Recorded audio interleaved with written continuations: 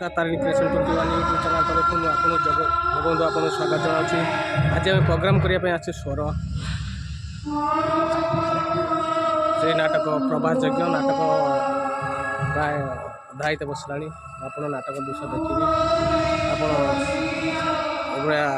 आप चैनल को लाइक करूँ शेयर करूँ सब्सक्राइब करूँ जो मैंने सब्सक्राइब करना निश्चित सब्सक्राइब करूँ सब्सक्राइब कले आम नाटकर दृश्य देखा पाइबे आम चैनल सहित जोड़ी ही रुहतु। बर्तमान मो नाटकर किसी अंश आपन को देखी यापर बर्तमान आपण ये आमको भल पाइबा दिंतु भल पाइबा मुझे अनेक अनेक नुआ नुआ विषय देखी देखु आम नाटकर किसी दृश्य देखा पुत्र कौन ता माता विरुद्ध एमती केपर नहीं माँ एक जहाँ राजमाता देवंकी आदेश देवकी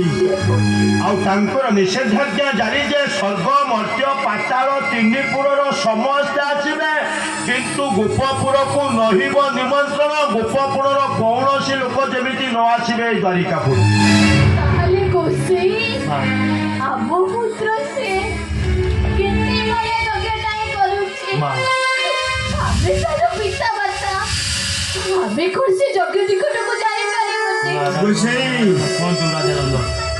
पुओ जो महत्व काम करे बाप माँ कौन अधिकार नहीं। नारायण नारायण नारायण धन्य धन्य धन्य राजा नंद सठिक समय सठिक वाक्य प्रयोग करी ये समस्या तुम्हें सूक्ष्म कर समाधान तुम्हें ठीक कह। अरे पुत्र जो महत्व कार्य करे से पिता माता को निमंत्रण आवश्यक न तेणु माँ तुमको जीवाक देव आ तुम्हें नगले स्वर्ग मर्त्य पाताल पूरा तीनपुर अपेक्षा कर रही माँ प्रकृतर द्वारिका अधिपति राजा कृष्णचंद्र माँ किए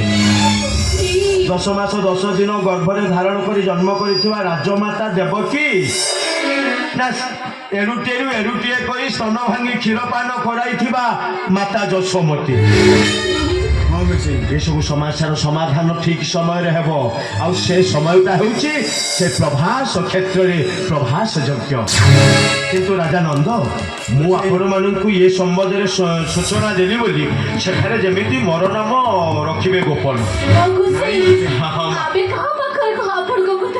ताले मते एथर विदाय दिंतु माँ निश्चय से यज्ञर मंडप आपण सहित मोर हो साक्षात नारायण नारायण नारायण।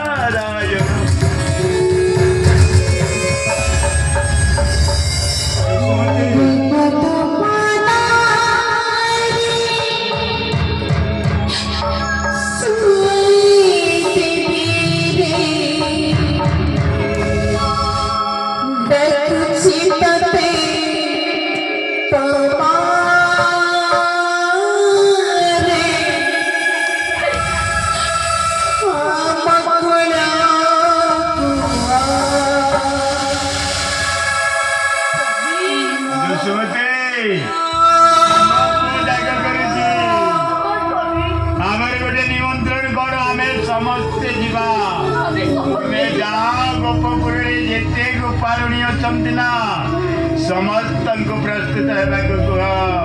राधा ललिता विशाखा इंदिरेखा एमाने को समस्त कह मु जाऊँगी काली कुआधारा हुईला पुरीपूर्ण सुबल बाउड़ा मधु मंगल को धरी आगे आगे क्षीर बार धरी आगे आगे बाहरी